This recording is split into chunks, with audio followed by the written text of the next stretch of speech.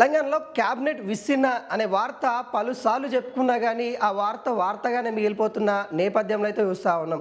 ఇక క్యాబినెట్ విస్సిన్న సంక్రాంతి పండగ అవుతుంది. ఇక దసరా పండగకి కొత్త మంత్రులు రాబోతూ ఉన్నారు. ఇక ఆ పండగకి కొత్త మంత్రులు వస్తారని కూడా మనం అనేక సార్లు కూడా చెప్పుకున్న పరిస్థితి కనబడుతుంది. దాదాపుగా కాంగ్రెస్ పార్టీ అధికారంలోకి వచ్చేసి 2 సంవత్సరాలన్నర అవుతున్న నేపథ్యం మనం చూస్తూ ఉన్నాం. ఇప్పటి వరకు కూడా ఫుల్ ఫ్లెడ్జ్గా క్యాబినెట్ విస్సిన్న జరగని నేపథ్యం అయితే తెలంగాణలో కనిపిస్తూ ఉంది. మిగిలి ఉన్న మంత్రి పదవుల కోసం చాలామంది నేతలైతే ఆశావాదులైతే వ్యక్తం చేస్తూ ఉన్నారు. మాకు మంత్రి పదవి వస్తుందని కూడా వాళ్ళ యొక్క అభిమానులు కూడా చాలామంది సోషల్ మీడియా వేదికగా మా ఎమ్మెల్యే మంత్రి కాబోతా ఉన్నాడు, మా ఎమ్మెల్యే ఈ మంత్రి అవుతుండు ఆ మంత్రి అవుతుండని కూడా చాలామంది వాళ్ళ యొక్క సోషల్ మీడియా వేదికగా వాళ్ళు స్టేటస్లు పెట్టుకుంటున్న నేపథ్యం చూస్తూ ఉన్నాం. కానీ ఆ క్యాబినెట్ విసిన్ అనేది జరగట్లేదు. క్యాబినెట్ విసిన్కి ముహూర్తం ఫిక్స్ అయిందని చెప్పుకుంటూనే అనేక సార్లు కూడా మనం చెప్పుకోవాల్సిన నేపథ్యం కనబడుతుంది. అయితే ఇప్పటికైనా కూడా క్యాబినెట్ విస్సిన్నకి మరి హైకమాండ్ అయితే మరి ఓకే చెప్పినట్టు కూడా తెలుస్తూ ఉంది. ఈ పలుమార్లు కూడా హైకమాండ్ కొంత లిస్ట్ ఇచ్చింది, హైకమాండ్ పేర్లు ఖరారు చేసింది. ఇక కోమటిరెడ్డి వెంకటరెడ్డి ఆయన మంత్రి పదవి తొలగించేసి రాజగోపాల్ రెడ్డికి ఇస్తూ ఉన్నారు, లేకుంటే ఇంకొక పదవి తీసేసి మరో మంత్రికి ఇస్తూ ఉన్నారు. హైకమాండ్ కొంతమంది జలకి ఇచ్చిందనే వార్తలు మనం చెప్పాం. అయితే హైకమాండ్ మాత్రము ఇక్కడ అన్నీ కూడా ఏవైతే మంత్రి పదవికి సంబంధించి కూడా మొత్తం కూడా సీఎం రేవంత్ రెడ్డి చేతులకి అప్పచెప్పినట్టు కూడా తెలుస్తూ ఉంది. అన్నీ తానే చూసుకోమని మొత్తం ఇక్కడ ఉన్న కాంగ్రెస్ పార్టీ పగ్గాలు మొత్తం కూడా అటు సీఎం రేవంత్ రెడ్డికే ఇచ్చినట్టు కూడా కనబడుతూ ఉంది. ముఖ్యంగా క్యాబినెట్లో ఎవరికైతే పదవి దక్కాలో అది సీఎం రేవంత్ రెడ్డి చేతుల్లో ఉందన్నట్టు కూడా క్లియర్ కట్గా చెప్తా ఉన్నారు.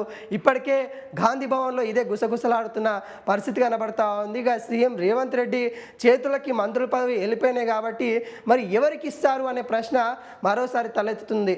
ఇప్పటికే రాజగోపాల్ రెడ్డి తన మంత్రి పదవి కావాలని అనేక సార్లు బహిరంగానే నాకు మంత్రి పదవి ఇస్తారా, లేకుంటే మళ్ళోసారి సీఎం సీటే నాకు అయిపోతుంది, అది ఎట్ట రాదో నేను చూసుకుంటాను, నా ప్రజలు నాకు అండగా ఉన్నారు, నా ప్రజలు నా నియోజకవర్గాన్ని చూసుకుంటే నేను యావత్ తెలంగాణను మొత్తం చూసుకునే పొజిషన్కి నేను వెళ్ళిపోతానని కూడా ఆయన ఒక ధైర్యంగా మాట్లాడిన మాటలు కూడా మనం చూసాం. అదేవిధంగా చాలామంది కూడా మల్లెడ్డి రంగారెడ్డి కావచ్చు, చాలామంది కూడా మంత్రి పదవి కోసం అయితే పైరోలు చేసిన వాళ్ళు చాలామంది ఉన్నారు. ఉమ్మడి హైదరాబాద్ కావచ్చు, అటు ఉమ్మడి నిజామాబాద్ జిల్లా కావచ్చు, ఈ 2 జిల్లాల నుండి కూడా మరి ఎవరు కూడా మంత్రి ప్రాతినిధ్యం వహిస్తున్న వారు ఎవరు లేరు. ఇటు హైదరాబాద్ అంటే ఇప్పుడు మొన్న అజారుద్దీన్ అయితే రావడం అయితే జరిగింది, అజారుద్దీన్కి ఎమ్మెల్సీ పదవి కూడా ఇవ్వడం అయితే జరిగింది. అయితే అటు నిజామాబాద్ నుండి కూడా కీలకంగా ఎవరు లేరు, అక్కడ నుండి కూడా ఎవరికైనా మంత్రి పదవి ఇవ్వాలి అన్నట్టుగా చాలామంది అయితే మరి పైరోలు చేస్తున్న పరిస్థితి కనబడుతూ ఉంది. చాలామంది లిస్ట్ వస్తూ ఉంది. అంటే మిగిలి ఉన్న మంత్రి పదవులలో ఇటు కోమటిరెడ్డి రాజగోపాల్ రెడ్డికి మంత్రి పదవి ఇవ్వాలని, విజయశాంతికి మంత్రి పదవి ఇవ్వాలని, అదేవిధంగా ఎమ్మెల్సీ అద్దంకి దయాకర్కి మంత్రి పదవి ఇవ్వాలని ఇట్లా పేర్లు వస్తూనే ఉన్న నేపథ్యం అయితే కనబడుతుంది. అయితే కొంతమంది ఇప్పుడున్న క్యాబినెట్ ఎవరైతే ఉన్నారో దాంట్లోకి వెళ్ళి ఒక 3 మంత్రుల్ని మరి తొలగించేసి వాళ్ళ ప్లేస్లో మరో 2ని రీప్లేస్ చేసే అవకాశాలు ఉన్నాయన్నట్టుగా క్లియర్ కట్గా తెలుస్తూ ఉంది. ఒక 3 మంత్రి పదవుల తీరు, వాళ్ళ తీరు బాగాలేదు అన్నట్టుగా అటు క్లియర్ కట్గా చెప్తా ఉన్నారు. వాళ్ళ యొక్క తీరు కావచ్చు, వాళ్ళ యొక్క ప్రవర్తన మరి సరిగ్గా లేదు అనే విధంగా అటు హైకమాండ్ కూడా కొంతమంది కంప్లైంట్ చేశారంటే దాంట్లో భాగంగానే ఒక 3 మంత్రులని ఏదైతే రీప్లేస్ చేసే అవకాశాలు అయితే ఉన్నట్టు కూడా తెలుస్తూ ఉంది. దాంట్లో మహిళా మంత్రి కొండా సురేఖ కూడా ఉన్నట్టు కూడా కనబడతా ఉంది. అంటే ఆమె ఇద్దరు మహిళలు ఉన్నారు. అంటే ప్రధానంగా మనం మంత్రివర్గ విస్తీర్ణలో చూసుకున్నట్లయితే అటు సీతక్క, ఇటు కొండా సురేఖ, వీళ్ళిద్దరు మాత్రమే మహిళా మంత్రులుగా అయితే ఉండడం అయితే జరిగింది.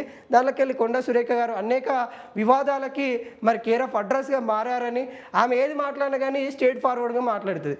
ఏది కూడా కడుపులో దాచుకోకుండా అవి ఏవైతే మాట్లాడుతుందో అవన్నీ కూడా కాంగ్రెస్ పార్టీకి ఇబ్బందిగా అవుతుంది. కాంగ్రెస్ పార్టీ కొంత బలహీన పడుతూ ఉంది. కాంగ్రెస్ పార్టీకి కొంత విభేదాలు రావడానికి అవకాశం ఉంది అన్నట్టుగా చాలామంది అయితే అటు చెప్తా ఉన్నారంటే దానిలో భాగంగానే మరి కొండా సురేఖ గారి మంత్రి పదవి తొలగించేద్దామనే విధంగా ఆలోచన జరుగుతుంది అన్నట్టుగా మనకైతే తెలుస్తూ ఉంది. కానీ ఒక మహిళ మహిళా మంత్రిని తీసేస్తే మరొక మహిళనే మంత్రిగా నియమించాలి కాబట్టి మరి ఆ ప్లేస్లో విజయశాంతిని తీసుకొద్దామనే ఆలోచనలో హైకమాండ్ ఉందన్నట్టుగా తెలుస్తూ ఉంది. కానీ కొండా సురేఖకు మాత్రం ఇది షాకింగ్ న్యూస్ అని కూడా మనం ముందు నుండి కూడా చెప్పుకుంటున్నా. కాకుంటే ఆమె మంత్రి పదవి తొలగిస్తే మాత్రం ఆమె కూడా ఉపేక్షించేది. ఎందుకంటే ఆమె కూడా అనేక ఉద్యమాలలో కావచ్చు, అనేక అంశాలపైన కూడా కావచ్చు, కాంగ్రెస్ పార్టీని ముందుకు తీసుకురావడంలో ఆమె పాత్ర కూడా కీలకంగా ఉంది. వాళ్ళ భర్త కొండా మురళి గారి ఏదైతే పాత్ర కూడా కీలకంగా ఉంది.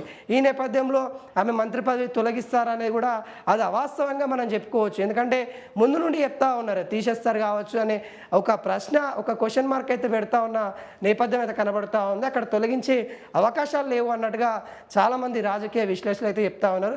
అయితే కొత్త మంత్రివర్గ విస్తీర్ణంలో మాత్రము మరి విజయశాంతి ఉంటారనే పేరైతే వినిపిస్తూ ఉంది.